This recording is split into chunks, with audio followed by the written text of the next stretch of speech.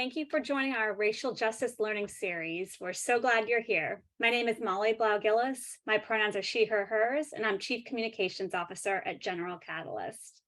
Last year, GC launched this learning series with renowned leaders to foster conversation, collective learning, and action relating to race, racial justice, and equity.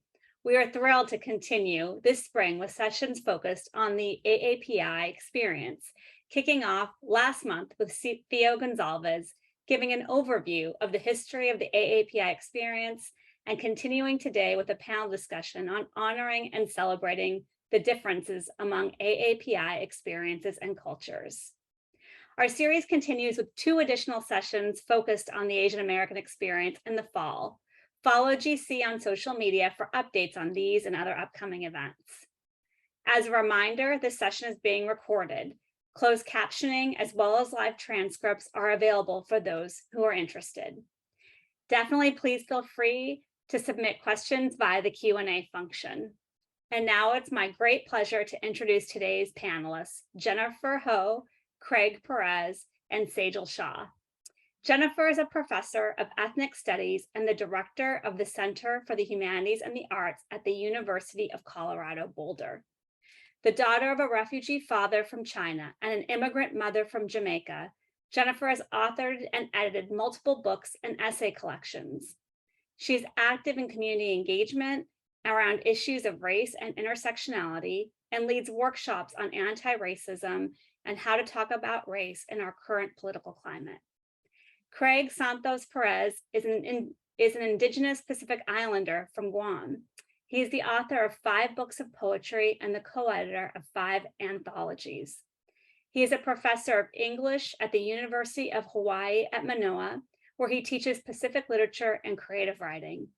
He has been a finalist for the LA Times 2010 Book Prize for Poetry and the winner of the 2011 Penn Center USA Literary Award for Poetry. Sagel Shah is a poet who works in prose, writing across genres and disciplines. She is the author of the award-winning debut essay collection, This Is One Way to Dance. The recipient of a 2018 New York Foundation for the Arts Fellowship in Fiction, Sejal recently completed a story collection with images. Her newer writing is about friendship, school, and mental health. Please join me in warmly welcoming Jennifer, Craig, and Sejal. Thank you for being here with us today. Jennifer, I'm thrilled to hand it off to you to kick off the discussion. Good morning and good afternoon, everyone. So I want to begin first with a land acknowledgement. So I normally live in Colorado, but I'm on a writing retreat here in Taos, New Mexico, and I'm going to read from the University of New Mexico Taos Indigenous Peoples Land and Territory Acknowledgement. And so what they say is that this is the traditional homelands of the Red Willow people of Taos Pueblo, the original peoples of current day New Mexico, Pueblo, Navajo, and Apache since time immemorial, have deep connections to the land and have made significant contributions to the broader community statewide. We honor the land itself and those who remain stewards of the land throughout the generations, and also acknowledge our committed relationship to Indigenous people. We gratefully recognize our history and work to maintain healthy, fruitful relationships with our neighbors for generations to come. And I would invite, since we have an expert in Indigenous studies, Craig among us, that he can answer questions in the Q&A related to why people do land acknowledgements and what the purpose of land acknowledgements are. In my university, the University of Colorado, University of Colorado system, in acknowledging the territories that it sits on, Arapaho, Cheyenne, and Ute, are providing in-state tuition from enrolled members of those 3 tribes. There's so if you live in Denmark, if you live in Dublin, if you live in Delhi and are an enrolled member of one of those 3 tribes, you can get in-state tuition to the University of Colorado system. There are many of us who would like that to be free tuition, something that we keep working on behind the scenes. But the idea in my mind of land acknowledgements is to also pair it with some type of reparative, restorative work. I also want to just take a moment to acknowledge that we're coming to you all remotely. which is great in terms of technology, but one of the reasons we're coming to you remotely is that we are still living in the midst of a global pandemic. And we're going to be talking about things that can be hard and triggering for people. So I invite you to take care of yourselves, especially because as of today, over 1 million people have died from COVID-19 in the United States, and that figure is 6.32 million worldwide. So there's a lot of loss that all of us are dealing with. And especially when we're talking about issues related to race and racism and histories of inequity, it can be difficult to process this information. The three of us are more than happy to answer questions. I'm really here in my moderator role, but I'm also happy to answer questions related to race and racism and intersectionality, as well as related to Asian American and Pacific Islanders. So I'm going to start with the first question and ask Craig, who I know has some slides in response to these questions. So the first question is, the designation AAPI, or Asian American Pacific Islander, is often used together, but should these two labels be combined in this way? So Craig. Well, half a day, everyone. Thank you so much, Jennifer, and to everyone at General Catalyst for having us and for joining us in today's discussion. I'm zooming in from the Bay Area, Northern California. So, of course, I want to acknowledge the Ohlone peoples. I live and work on the island of Oahu. So, I want to also acknowledge the Kanaka Maoli, or Native Hawaiian peoples as well. And as Jennifer mentions, doing, these kinds of acknowledgements are, often I think are catalysts for us to learn more about the indigenous histories and peoples of the places where we live, and hopefully will also transform our relations to those indigenous histories and peoples as well. Thanks so much also for this first question. I do have a slideshow which I will share now. And I often get asked, where does the term Asian American Pacific Islander come from? Where does this Heritage Month of May, where did it originate? And so I just want to share a little bit of history. This started actually in the late 1970s with several politicians, some from Asian American senators from Hawaii, actually, wanting to create a commemorative time to celebrate Asian Pacific heritage and contributions. And so it first started out as a week and then increased to 10 days. Finally, in the 90s, it became an entire month. And so I have here public law from 1992, where it finally did become established as Asian/Pacific American Heritage Month. Some of the reasons why they chose May, as they state, it marked the first arrival of Japanese immigrants to the United States, May 7th, 1843, and of course, May 10th, 1869, being a famous day when the Transcontinental Railroad was completed, largely by Chinese laborers. Now, in this act from the 90s, they state that there are nearly 8 million people in the US can trace their roots to Asia and the islands of the Pacific. And of course, Asian and Pacific Americans have contributed significantly to the development of the arts, sciences, government, military, commerce, and education. And so this was a little bit about the origin. Hawaii is a place where there are deep relations between Asian American and Pacific Islanders. Of course, all Asian Americans and Pacific Islanders migrated across the Pacific to arrive to the continental US. There are many cultural similarities between Asian Americans and Pacific Islanders as well. And so that forms kind of the historical, legal, and political foundation of the month. Often, if you look at the census, these groups are also put together, partly due to that history. So I wanted to share these slides as well. The first breaking down the Asian American population, which today is around 20 million or so, around like 6% of the total US population. On the bottom of the census sheet, you can see the Native Hawaiian and other Pacific Islander population, which is around 2 million, so less than 1% of the total US population. The largest group being Native Hawaiians, around 600,000, Samoans, around 200, Chamorros, my own people, around 200 as well, and then Tongans, the fourth largest group, around 60,000. Now, of course, even though those are four of the largest groups, there are many other Pacific Islanders, as the slide from the right shows, from all over the Pacific, from Fiji, Papua New Guinea, the Marshall Islands, Tahiti, and so on. Now, you've probably seen a lot of acronyms. They're very confusing. APA, AAPI, APIA, Asian Pacific Islander American, the newest being AANHPI, Asian American, Native Hawaiian, and Pacific Islander. And then more recently, APIDA, standing for Asian Pacific Islander Desi American. So you can see different groups trying to lobby to be visible within this acronym. And so much of these commemorations and Heritage Months is about visibility, especially for small populations like Asians and Pacific Islanders. Now, as Jennifer alluded to, there is also movement to end this acronym to disaggregate Asian Americans and Pacific Islanders. And there are reasons. We can talk more about that later. Now, here's where Pacific Islanders live, if I just want to focus in for my next two slides, mostly along the West Coast and Hawaii. So my theory is that it gets colder the further east you go. So Islanders like to stay as close to the coast, West Coast, as possible. But pretty much we live in every state, and even in Puerto Rico, you could find Pacific Islanders. Now, I know General Catalyst has offices in San Francisco, where there are about 6,000 Pacific Islanders, in New York, where there are about 19,000.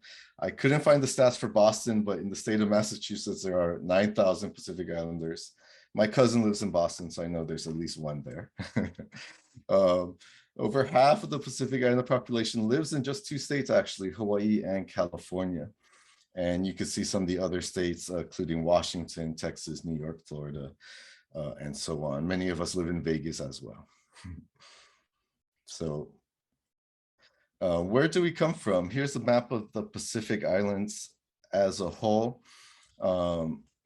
If you know US history, you know that the US has many territories, has colonized various places in the Pacific. Hawaii, of course, became incorporated as a state. In the Western Pacific, the Northern Marianas Islands is a commonwealth of the US. Guam, or Guam, where I was born and raised, is a territory, as well as American Samoa. Now, there are independent Pacific nations that actually have political relationships with the US, including the Marshall Islands, Palau, and the Federated States of Micronesia. Those are all in the Western Pacific. These are independent nations, but they are in what's called free association with the United States. It's a treaty agreement. So citizens from these nations can migrate, work, and live freely within the US and its territories. Now, you probably heard the term Micronesian, Polynesian, and Melanesian. These are colonial terms that were established in the 19th century by European colonists to kind of racially group the Pacific Islands. And so these are where these terms come from. They come from the Greek nesia, which means islands. Poly, of course, means many. Micro means small. The Western Pacific had the smallest islands. Mela means black, and it was a way to racialize the many dark-skinned islanders of this part of the Pacific. And so, most of the US relationship is in Micronesia, but also, of course, in Northern Polynesia, specifically Hawaii. So those are a little bit where those terms come from, if you heard them. All right, my last slide is just talking a little bit about the history of Pacific Islander migration to the US. We've actually been migrating since the 19th century, and even before there was a United States. Pacific Islanders have migrated mostly as laborers, so it's somewhat similar to Asian migration. We've worked in the whaling industry, the fur trade, and even the gold rush. The number one reason for Pacific migration to the US is actually military service. We have really high rates of enlistment. And many of our islands, Hawaii, Guam, and American Samoa, have military bases as well. Many Pacific Islanders migrate for education as well. Sometimes they meet non-islanders and fall in love and end up staying in the US. And sadly, many migrate for healthcare. Unfortunately, there aren't great isn't great healthcare throughout the Pacific, and so sometimes will migrate for cancer treatments and surgeries and so on. So that's a little bit about the history of this Heritage Month of Pacific Islanders, where we come from, why we're here, and where we have settled. Thank you so much for listening to the slide, and I'm looking forward to our conversation. Thank you so much, Craig. And your slides are just really useful and helpful. I appreciate the care that went into them. Sejal, I'm next going to invite you to ponder this next question, which is, when people think of who Asian Americans are, they often envision East Asian people, so people whose ancestry comes from China, Korea, Japan, rather than South Asia or West Asian American. And for those maybe unfamiliar with the term West Asian American, it was sort of a recent terminology, I would say, that's developed over the last 2 decades. We may also consider them to be people from the Middle East, although again, that's a term that has a long and thorny and complex geopolitical history. So I think, as Craig's slides demonstrated, and as he's discussed, the term Pacific Islander, especially when it's put into the AAPI category, can tend to flatten. And so I'm wondering, in considering the term Asian American, how can South Asians be understood within this label? Is this racial label useful, harmful, usefully harmful? And so I know you have some slides to share. Thanks so much, Jennifer. And that was wonderful, Craig. I really enjoyed your slideshow, and I'll start out with some slides too.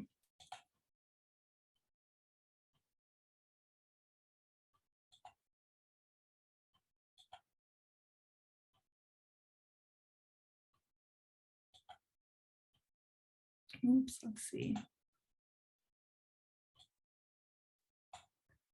All right, so you can see this first slide with South Asia on it. Yes? Okay, great. So South Asia, I thought I'd start with defining South Asia, which sometimes I still hear people mix up with Southeast Asia. So South Asia is the southern region of Asia. It's widely considered now to consist of 8 countries, these 8 countries left to right: Afghanistan, Pakistan, India, Nepal, Bangladesh, Bhutan, and then Sri Lanka and the Maldives. And the bodies of water are not labeled here, but they are the Arabian Sea on the left, the Indian Ocean down below, and then to the right, the Bay of Bengal. And all maps, of course, are political and they change. So at one time, Myanmar, Burma was also considered part of South Asia. And Afghanistan came to be included more recently after 9/11. So Afghanistan is also part of West Asia, Central Asia, and as Jennifer was saying, the Middle East. It's considered to be part of all of those too.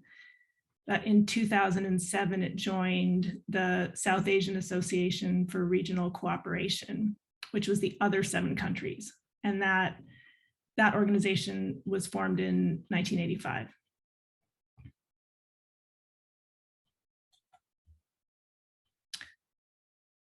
So here's India itself, which consists of 28 states and 8 union territories. And my family is originally from Gujarat here on the left. And I have an example of Gujarati, which is spoken in Gujarat, but also all over, since we all move all over. And my husband's family is from Tamil Nadu here on the south, which is bordered by the Indian Ocean and the Bay of Bengal. And you can see here the word Tamil in Tamil and how entirely different these languages look. That Gujarati, like Hindi and Urdu, French, English, is an Indo-European language, and Tamil is part of an entirely different linguistic family, the Dravidian languages. So even within one country, how much variation there is.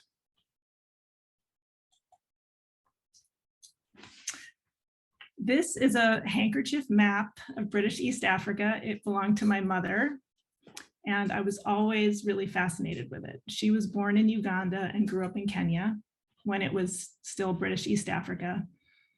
And I wrote about this map actually in my first book, This Is One Way to Dance, as a way of writing about diaspora.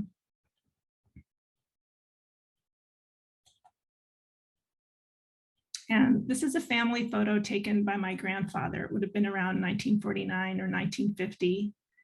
And on the left is my grandmother, and then my mother and her siblings. My mother is waving, and you can see her feet on the railing of the ship, which is leaving Kenya and going to India.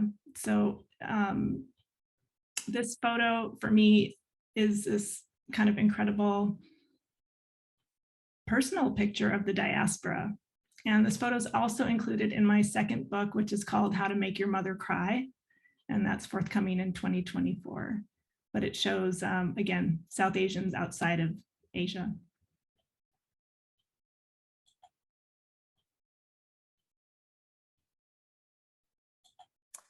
Thank you, Sejal. Would it be helpful for me to repeat the initial question that started from your slide deck? Sure. Okay.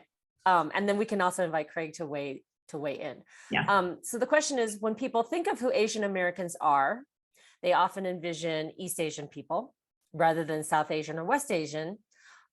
So how can South Asians be understood within this label? Is this racial label useful? And I mean Asian American, right? So is this useful, helpful, harmful, usefully harmful?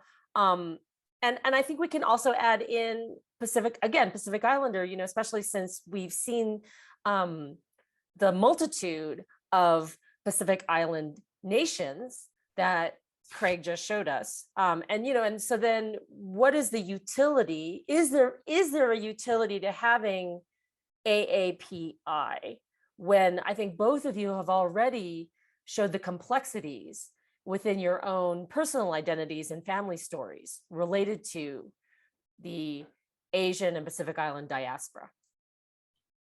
Thanks, Jen, for repeating. We'll start with you. Yeah. I think it is a really useful label and identity because it's a broader coalitional identity, which I think is really important for political change and organizing.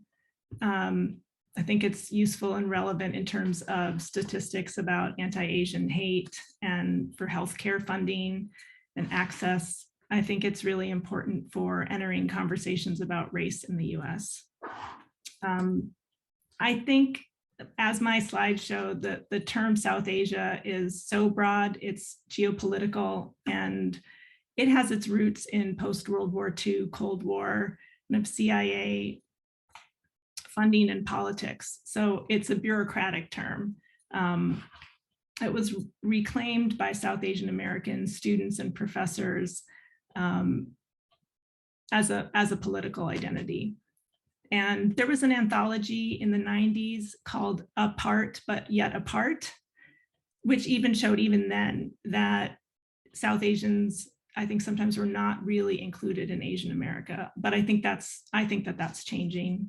I think in terms of negative aspects, many people still associate South Asia with only India. And so that can elide or erase other identities like Bangladeshi or Pakistani. And I hear more, particularly Bangladeshi Americans talking about that. And then South Asia can also, that term South Asian, it can flatten those differences, those cultural and linguistic differences even within India. Yes, I agree with that also in terms of Pacific Islander identity, which can be a useful coalitional and organizational political identity, but it does run the risk of simplifying and reducing the complexity of Pacific Islander cultures. And within the US, Pacific Islander is often conflated with Native Hawaiian. And so if you don't, fulfill that stereotype of either dancing hula or being from Hawaii, people don't really know anything about you. You don't fit into that category. Similarly, there's the tendency to conflate Pacific Islander with just Polynesian, especially because there are several famous Polynesians within the U.S., like the actor Dwayne "The Rock" Johnson or Jason Momoa, or certain professional athletes as well. And so, it has its usefulnesses, but we have to be careful to continue, as this event is doing, to honor the differences and complexities even within these population groups. Thank you, both of you. So I know, so full disclosure, I know Sejal and Craig prior to this event, and Sejal and I are actually very close friends. And we've been talking about the term DAISY. And Craig, I know on one of your slides, you noted that that's actually one of the acronyms, Asian Pacific Islander, DAISY American. I'm going to put a link in the chat to an article I actually found pushing back on the term DAISY, because it is really an Indian American term, or really tends to obscure, as Sejal was referring to, people from Bangladesh, people from Sri Lanka. And again, I'm kind of wondering what both of you think about, the proliferation of various acronyms, particularly around Asian American Pacific Islander Heritage Month. And is there a preferred, so I imagine some people listening are going to wonder, what is the preferred term? And so what would you say to that, right? What is the preferred term? And yeah, I don't know who wants to begin. So Craig, making the distinction between Pacific Islander and Native Hawaiian, right? And I've also been seeing that, where that's been sort of signaled. It made me wonder whether there are people who felt like, because, Guahan isn't mentioned, does that feel then that some Pacific Islander people and nations are being preferred, right? In the way that the addition of DAISY seems to signal a preference for Indian American, or a flattening, even within this South Asian context of, Yeah. I'll stop there. I think you know where I'm going. Okay. Yes, thank you for that. So much of these heritage months within the US, whether it be Pride or African American History Month, are all about creating visibility for, often obscured or marginalized or untold histories, experiences, and identities. Right? And they're a way to commemorate, as the act stated, contributions of these minority groups, which have been suppressed for so long. And so, finally having an Asian Pacific American Heritage Month did create a lot of visibility and opportunities for these groups to raise awareness about our histories. However, they also obscure marginalized histories within these groups. And so there's been a movement, especially within Pacific Islander organizations, to actually end Asian American Pacific Islander Heritage Month and to establish a separate Pacific Islander Heritage Month during a different month, partly because Pacific Islander groups have felt very much invisibilized whenever we see a AAPI event that has no PI. There's no Pacific people. And you could imagine, having those same feelings of invisibility in which these heritage months are trying to combat. And so, so beyond that, you also see other groups trying to make their ethnic groups more visible within these larger categories, to advocate, whether it's to add DESI into the acronym, or to highlight Native Hawaiians, which, as I said, they're the largest group. So perhaps certain Hawaiian organizations feel that they should have more visibility beyond just the PI designation. And, and so it's a struggle for representation, as we call it. And, for me personally, I do think this Heritage Month has done a lot of great work for both Asian Americans and Pacific Islanders.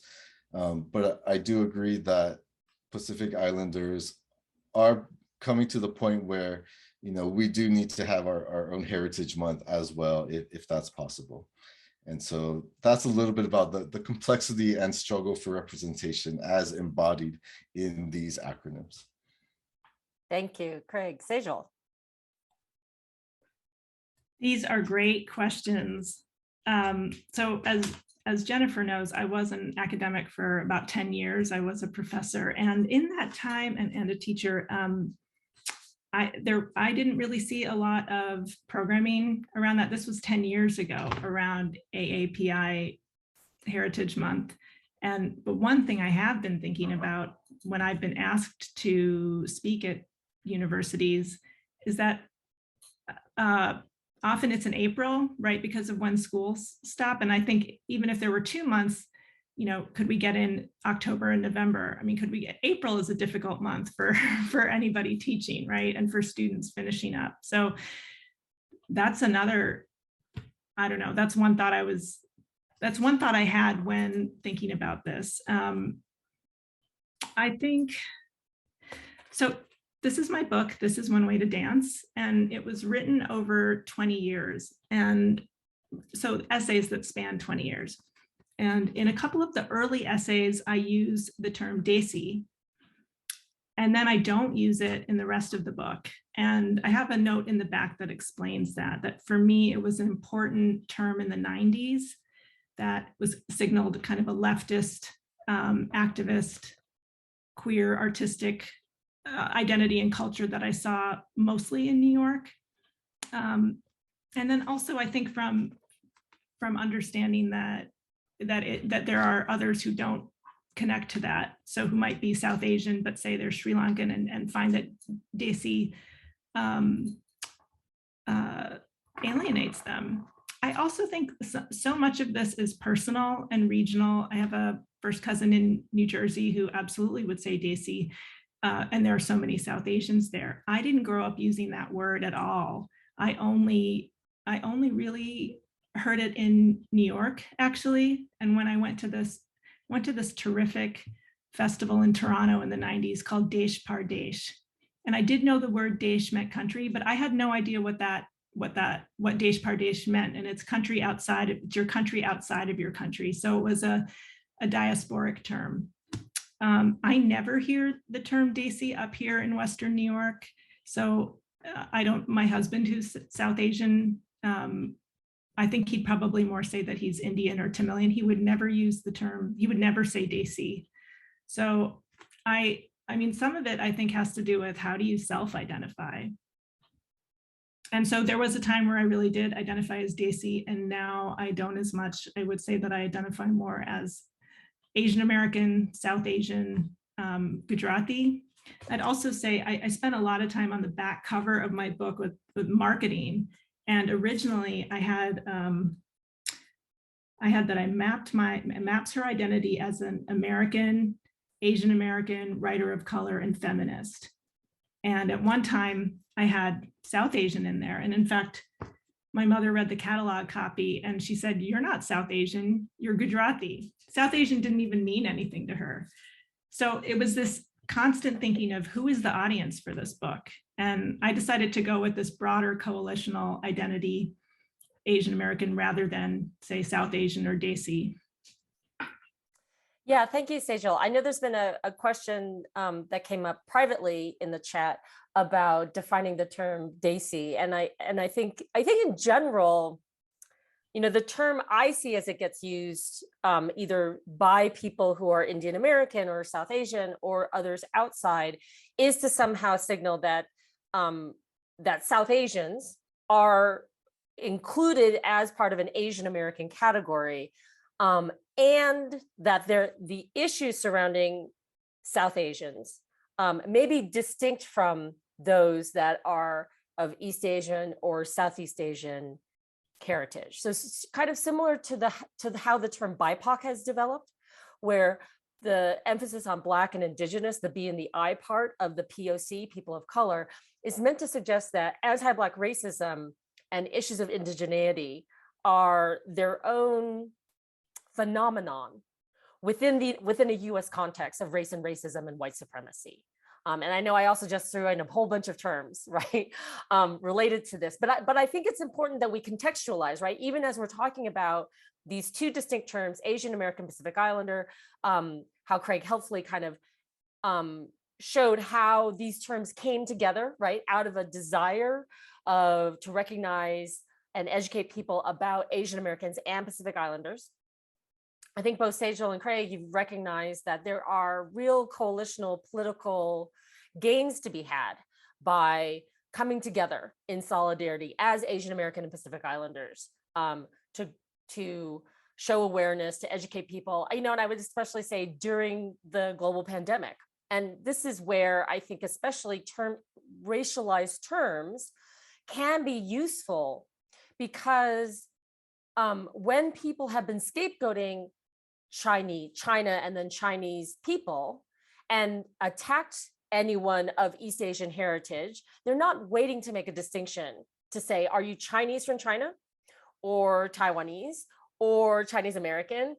They're just pointing at someone with an Asian looking face, right? And actually, because there have been various variants coming out of different places in the world, I know when there was a subvariant that was predominantly coming out of India, Indian Americans or South Asians in general were also being harassed and attacked because of COVID-19. And so, for me, I identify actually first and foremost as Asian American out of a sense of political solidarity, because for me, that term emerged out of a crucible of combating race and racism, not just for Asian Americans, but also in coalition with Black, and at the time, the term would have been Chicano, and Native American and Indigenous people. And so I actually want to kind of pivot before, I don't see any questions in the Q&A, so I'm just going to keep talking and having us engage in conversation. Diaspora is a word I think that's also come up for both of you. Craig, again, really helpful in kind of showing where Pacific Islanders are located within, the continental United States. And Sejal, you talked about your family from Kenya. And I know that's something that the two of us have shared, because my family on my mom's side comes from Jamaica. And and when I've talked about that there are Chinese people in Jamaica, right? People are often surprised when, again, as Craig demonstrated, like people, and as we all know, people have traveled, right? Throughout time immemorial in whatever ways they can. And so I'm just wondering if each of you can also touch on the term diaspora, which is, I think, a word that gets left out sometimes when we're considering Asian American and Pacific Islanders. So I'm not sure who wants to go first. Yes, I can go first. Thank you, Jennifer, for those thoughtful comments. For me personally, I was born and raised in Guam and lived there till I was 15 years old. Unfortunately, a pretty deep recession hit the island, and my parents decided to migrate to California for dreams of course work and a better life. And so that's kind of the story of many Pacific Islanders who migrate for similar reasons, looking for better opportunities, and whether it's through education or through labor. One of our as I said, the most prevalent labor stream is military labor, or what we might call soldiering. And so, many Chamorros, Hawaiians, Samoans, even Tongans will join the military and get stationed to bases around the US. So if you travel anywhere in the US and you see a military base, guarantee that there will be Pacific Islanders either living on that base or around the base. And one of the largest Chamorro diasporic populations is in San Diego, which of course has a very large naval base and is a very militarized city. And so, like many other diasporic groups, when we do migrate, we form, our communities, ethnic enclaves, cultural groups to try to maintain our cultures, and and then to find others like us, whether it's other Pacific Islanders or other folks like Asian Americans who we could be in coalition with. And of course, migration diaspora can be very traumatic as well, where we lose connection to our homelands, connections to our languages and cultures. And so many of us do struggle, but try to revitalize our cultures, even if we live in New York, for example, where there are many Pacific Islanders as well. And so, it's a long history of the Pacific diaspora, and it's to the point where many Pacific Islanders are not necessarily diasporic. They're, third generation. Their grandparents migrated and they were born and raised in California. And I know many Chamorros who have actually never been to Guam or our ancestral archipelago. And so, even within the diaspora, there's a diversity and complexity of experience. Thank you. Sejal.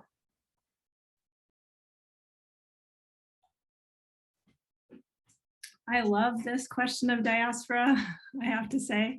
I'm thinking of two things. And one is I think when I was a kid, I would say that my mom was Kenyan and my father was Indian. And so then the question was always, well, wait, are you Black? So there was a lack of, and I think at some point then I stopped saying Kenyan because I didn't want to have this longer explanation. And on the one hand, I think diaspora is so positive. It says, for me, it's a term that brings up kinship and community and a kind of global community. But I also think, I heard the writer Min Jin Lee on a podcast talking about how important reading a book by Ronald Takaki was about Asian American history, right? Strangers from a Different Shore, and how she read that in high school in New York at Bronx Science. And if we're not teaching global history, if we're not teaching Asian American history, I think that's where we're going to learn about diaspora. That's where we're going to learn history. And I think by the time we're out of high school, and this was the point she was making, that you kind of can't catch it necessarily in college if you don't take those classes. So I think what I love about the term diaspora is that there's an opt-in to it, if you identify with a certain diaspora. But I think there's also a tension with when do you get to just be American, for example? Is it, can you opt out of it? Actually, I know we have a question in the Q&A, but that was a question I wanted to ask both of you. Do you ever simply identify as American? Either when you get asked where you're from, my guess is that all three of us have been asked where we're from, right? I've been asked where you're from, or the more triggering, what are you, which feels very species-like. And then when I've answered, usually by the physical location I'm in, right? I'm from Colorado. I will sometimes get, no, where are you really from?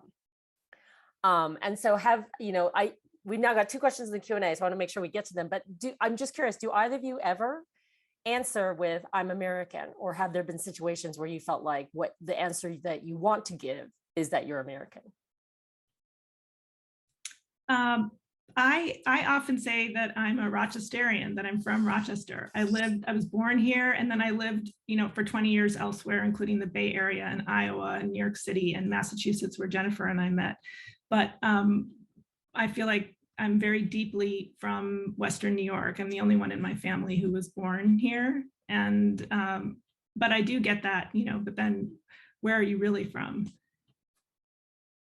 Even if I say that, but I feel like place and geography is so important. The problem for me is when someone doesn't take that answer as an answer. Yep, we could have have a whole other thread about all of that. Craig, any thoughts? Yes, I don't think I've ever identified as an American, partly because, being from Guam, which is, it's called a U.S. territory, but it's really a U.S. colony. And, it'll be impossible for me to identify as an American, considering all the harm that the United States has caused to my homeland. And I've also been a part of the decolonization movement on Guam. And so, I have a very vexed relationship to the U.S. and, of course, to my U.S. passport and citizenship and so on. And so, I do not identify in that particular nationalistic way. Of course, I do get asked where I'm from all the time. Guam was a Spanish colony before it was a U.S. colony. So you could tell I have Spanish names and of course, heritage. So when my family migrated to California, I most often got racialized as Mexican. And so, when I would, experience racism, it would often be the kind where, I should go back back to Mexico, back across the border. Without, of course, I did not migrate across the border, but across the ocean instead. And so, having experienced racism, but being misracialized in a way has been my own experience with that question, where are you from? Thank you for sharing that, Craig. And I think that's actually a great pivot to the first question that we've received. And I'm just going to read it out loud for everyone. I really appreciate you opening this meeting, acknowledging the people of origin of the place where you currently are. I lived in Australia, and this practice was extremely common, done at the beginning of most meetings I ever participated in, doing the same for Aboriginal and Torres Strait Islander people. Any thoughts on more of a push for this in the United States? Maybe we'll start with you, Craig, and then Sejal, you can add your thoughts.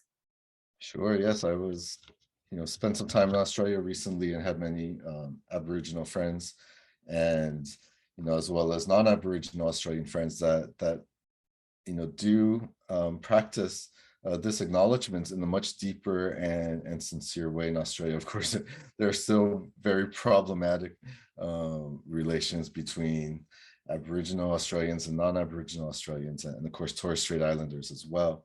But it has been nice to see these acknowledgements happen more often in the US, most particularly within academic institutions, as well as in grassroots activist organizations.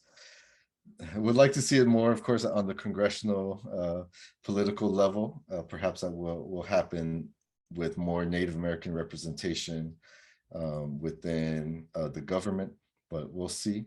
But I do think it is important for all of us who are non-Native American to as I said at the beginning, to learn the histories of the places and to support Native American struggles to protect their lands and waters, and to, of course, revitalize their own cultures as well. Thank you. Sejal, do you have any additional thoughts? I think I was just going to say that I didn't hear about land acknowledgements because, as I said, I wasn't teaching at a university until until the pandemic, and there were these Zoom events, and that's really where I started hearing them. And it was interesting sort of being outside of academia and an organizational framework. What is the point of this? And I had always thought, Rochester was Seneca land, and that was one of the first times I started hearing Haudenosaunee, and I think I'd like to learn more of, besides a land acknowledgement, what else does that mean in practical terms for those of us who think it should mean more, and I wonder what's being taught again in middle school and high school in those, wherever. Yeah, I don't actually currently have a land acknowledgement on the webpage for the center that I direct. And that's intentional, because when we do put a land acknowledgement, when the Center for Humanities and the Arts, when we have a land acknowledgement, I want to be able to link it to something concrete. And while I am unable to give back land, there are certainly, what I do have in terms of the minimal amount of power I have within the university system, I can give out money, right? I can give out grants and fellowships. And so I've been trying to work with the Center for Native American Indigenous Studies to think about how to thoughtfully create some kind of program that I would then link to the land acknowledgement, because I have heard critiques from Indigenous studies scholars that land acknowledgements can feel very performative, right? As if we are going through the motions of saying, okay, I'm going to read this land acknowledgement to signal that I am an ally. But then if you're not producing something concrete in terms of repair, so again, I don't know if either one of you have any thoughts about that. I think I have, for that reason, because I'm mired in the world of academia, I don't know that I necessarily need to or want to hear people give land acknowledgements. And since we're in Pride Month, I'm thinking about the ways in which, definitely LGBTQ plus scholars and activists are wary of the kind of corporatization of Pride and what that means, right, to have a rainbow flag on a corporate sticker, but then what are you actually doing to support LGBTQ plus people, particularly the attacks on trans people that are happening now? Yes, I think that's a great point. And as I said earlier, I think the acknowledgements can be catalysts for us to, as you say, more materially and even like physically support Native American movements, whether it's land back or water protection or even donating to Native organizations. And I just think in the context of our conversation as well, for us to think more deeply about the relationship between Asian Americans, Pacific Islanders, and Native Americans, especially considering that, as I mentioned, Asians and Pacific Islanders, were involved in the settlement of this continent, right? And, as laborers or soldiers and so on. And so, what reparations do we need to make, and solidarity that we need to not only acknowledge, but also to enact beyond that performance, in order to deepen our solidarities with the indigenous peoples, and related back to the question of diaspora too, thinking about our relations with Latinx peoples as well, who share a similar history of migration, from Central and South America to what we now call the United States. So many lines of connection, relation, solidarity. So thank you, Jennifer. Jennifer, I think this is it's an important question, and I'm glad you brought this up. I do work for a community-based literary organization in Rochester called Writers and Books, and for a conference that we had, and for when visiting writers come through, and we have programs over Zoom, we have this land acknowledgement, and it makes me want to ask a little further. What does it mean? What is the organization doing? What can we do? So it's not just a land acknowledgement, but there's some action behind it. Thank you. I know we're coming up on time, and we will likely only get to one other question, so I'm going to read it kind of semi-quickly. You've each spoken to an interesting tension between the importance of specificity when talking about ethnic groups and the potentially productive solidarity in umbrella terms like AAPI. And so the question is, what are some potential strategies or frameworks for keeping the solidarity and potential for group action and support without conflating experiences of colonialism, nationalism, racism? And I think we could probably add in a host of intersectional issues, right? And we haven't even touched on a question that I wanted to also ask about multiracial people, and what Craig just described in terms of the kind of misidentification that people have of one's racial and ethnic identities. So it's a big question, but I think it's an important question. And I also know the person asking it, so I appreciate it. Yes, it's a great question. And, I would say events like this are so important, to actually talk about the diversity and coming together through solidarity. I think this is a great example.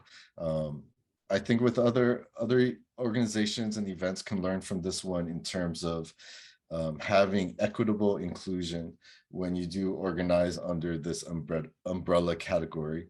As I mentioned earlier, it's always harmful to, I think, have an API event or to claim an API event without equitably including, the people that this category is supposed to represent and make visible.